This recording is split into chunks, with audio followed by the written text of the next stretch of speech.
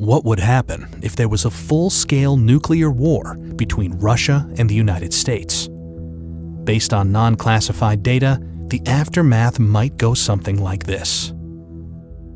When one side launches nuclear missiles, the other side detects them and fires back before impact. U.S. submarine-launched ballistic missiles from west of Norway start striking Russia after about 10 minutes, and Russian ones from north of Canada start hitting the U.S. a few minutes later. The very first strikes are high-altitude EMP attacks, frying electronics and power grids by creating an electromagnetic pulse of tens of thousands of volts per meter. The next strikes target command and control, as well as nuclear launch facilities.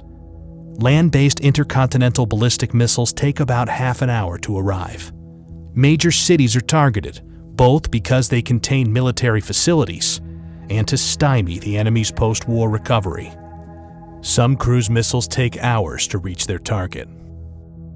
Each impact creates a fireball about as hot as the core of the sun, followed by a radioactive mushroom cloud. These intense explosions vaporize people nearby and cause fires and blindness further away.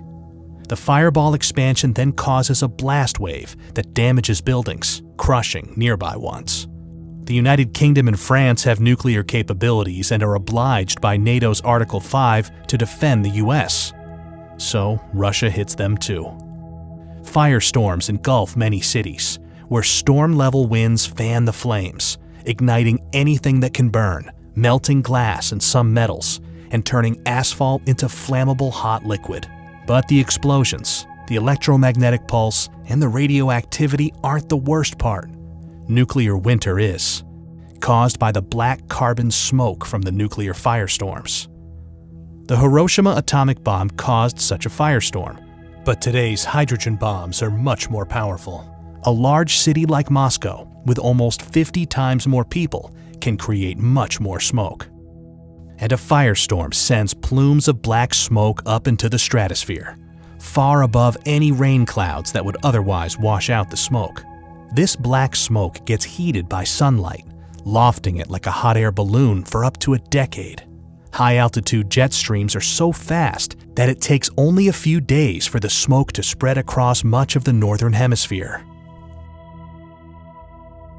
In the meantime, Earth gets freezing cold, even during the summer, with farmland in Kansas cooling by about 20 degrees centigrade or 40 degrees Fahrenheit, and other regions cooling almost twice as much.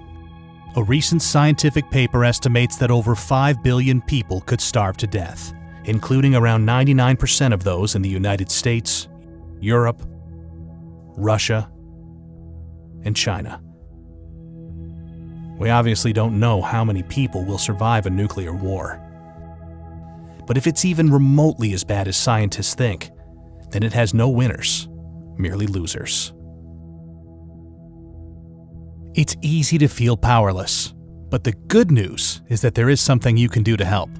Please share this video, because the more people know about nuclear war, the less likely it is that we'll start one.